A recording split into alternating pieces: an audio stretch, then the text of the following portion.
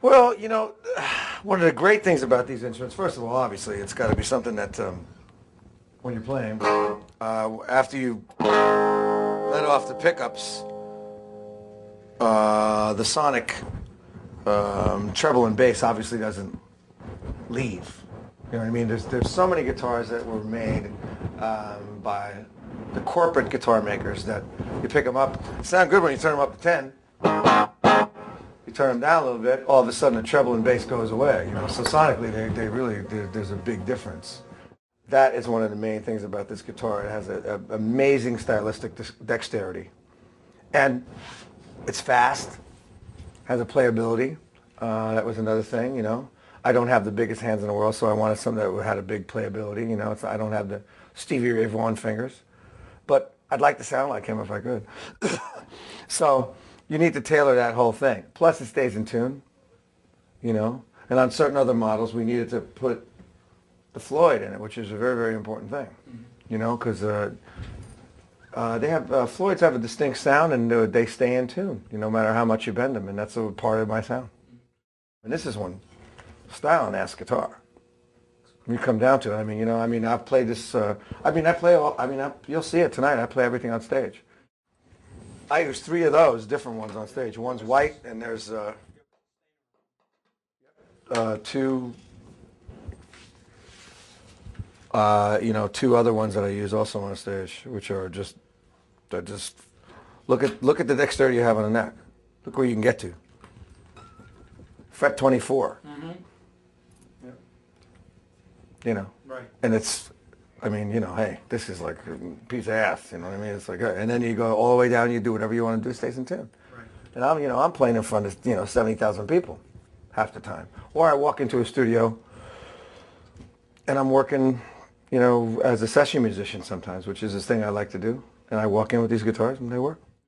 I needed to have something that worked with what was happening with me in the 80s.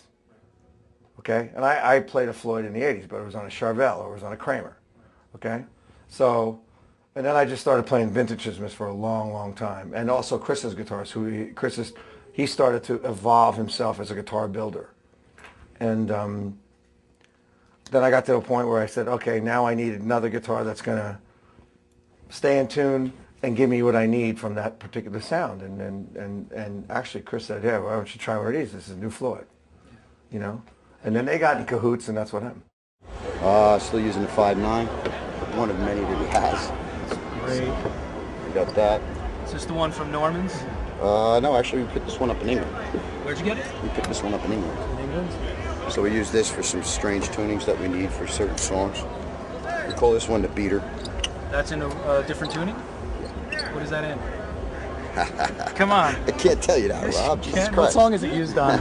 We use this in, we use it when we open the show for Last Man Standing. Oh. This guitar here is probably the only Fender that we have out here, and this was made by a gentleman by the name of Ronnie Pena and purchased. So he had the custom shop? Yes. He designed this for Richie. He laid this out for Richie. Ronnie Pena is an excellent luthier and builder for the Fender custom shop.